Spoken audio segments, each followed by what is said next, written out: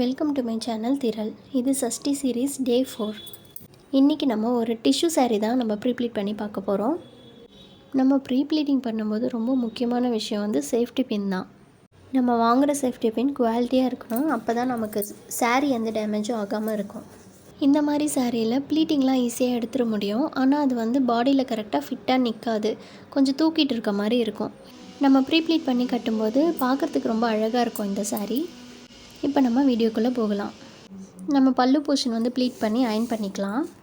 First pleat மட்டும் கொஞ்சம் பெருசாக வச்சா போதும். மற்ற எல்லா ப்ளீட்டுமே நமக்கு எவ்வளோ சைஸ் வேணுமோ, எவ்வளோ ப்ளீட்ஸ் வேணுமோ அதுக்கேற்ற மாதிரி வச்சுக்கலாம். செஸ்ட் போர்ஷனும் நம்ம அரேஞ்ச் பண்ணிக்கலாம். நம்ம மெஷர்மெண்ட்டுக்கு ஏற்ற மாதிரி ஸ்ப்ரெட் பண்ணிக்கோங்க. அப்போ தான் அது கரெக்டாக இருக்கும். எல்லா ஃபோல்டுக்கும் இடையில் இருக்க டிஸ்டன்ஸ் சேமாக இருக்க மாதிரி பார்த்துக்கோங்க. அடுத்த ஃபோல்டு நம்ம அயன் பண்ணிடலாம். நம்ம எடுத்த எல்லா ப்ளீட்ஸும் கரெக்டாக வச்சு அரேஞ்ச் பண்ணிக்கோங்க. எந்த ப்ளீட்டும் மிஸ் ஆகாமல் பார்த்துக்கோங்க.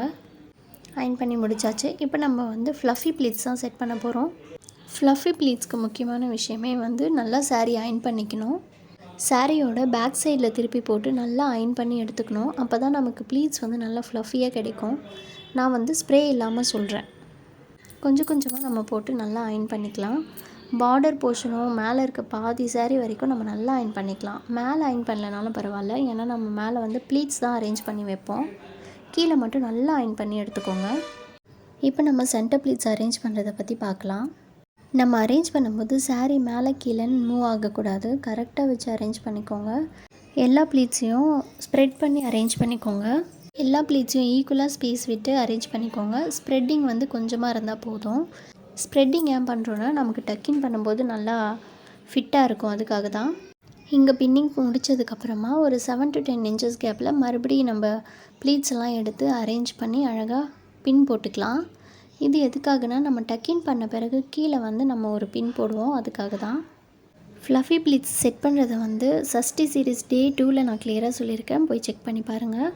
நம்ம நல்லா அயன் பண்ணி கொடுத்ததுனால இவ்வளோ ஃப்ளஃபியாக வந்திருக்கு ப்ளீட்ஸு. அதே மாதிரி சென்டர் ப்ளீட்ஸ் எடுக்கும்போது ஒரு 7 to 8 ப்ளீட்ஸ் இருந்தால் நல்லாயிருக்கும். ஒவ்வொரு ப்ளீட்க்கும் இடையில் ஒரு 3 inches கேப் இருந்தால் போதும். இப்போ நம்ம பாக்ஸ் ஃபோல்டிங் பார்க்கலாம்.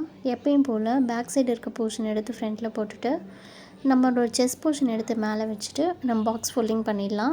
உங்களுக்கும் இந்த மாதிரி ப்ரீப்ளீட்டிங் சர்வீசஸ் தேவைப்பட்டுச்சுன்னா ஸ்க்ரீனில் தெரியிற நம்பருக்கு காண்டாக்ட் பண்ணுங்கள். நம்ம திரளில் ஒர்க்கிங் உமனுக்காக பல்க் ஆர்டர்ஸ் நாங்கள் எடுத்துகிட்ருக்கோம். ப்ரீப்ளீட்டிங்கும் அவைலபிளாக இருக்குது. ப்ரீ பின்னிங்கும் அவைலபிளாக இருக்குது. உங்களோட டெய்லி ரொட்டீனில் எக்ஸ்ட்ராவாக கொஞ்சம் அழகாக சேர்க்கணுமா ப்ரீப்ளீட்டிங் பண்ணுங்கள். நம்ம சஷ்டி சீரீஸ் இன்னும் 3 days தான் இருக்குது. நெக்ஸ்ட் வீடியோவில் நான் உங்களை பார்க்குறேன். உங்களுக்கு பிடிச்சவங்களோட சாரியை நம்மக்கிட்ட சென்ட் பண்ணுங்கள். ப்ரீப்ளீட் பண்ணுங்கள். அவங்கள சர்ப்ரைஸ் பண்ணுங்கள்.